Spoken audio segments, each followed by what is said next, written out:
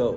Hello mga ka-Angel! So, andito tayo ngayon sa office ng Angel Wings, Unit 305 Green Corner Building. At eto, kasama ko ngayon ang isang successful traveler from Clark going here in Dubai. So, I would like to introduce you, Miss Ayesha Galvez. So, ayan ma, kamusta naman po yung naging travel mo? And then yung experience mo from the immigration hanggang makarating dito sa Dubai. So, ayan.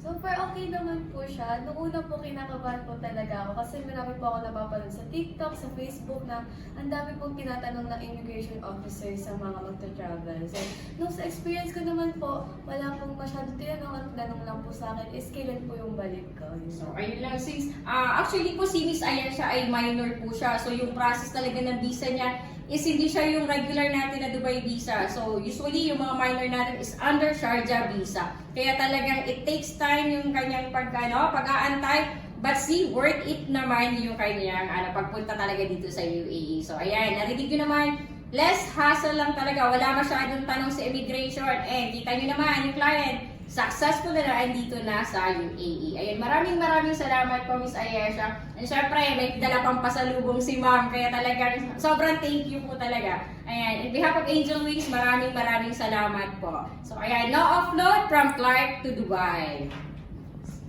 Thank you, ma'am.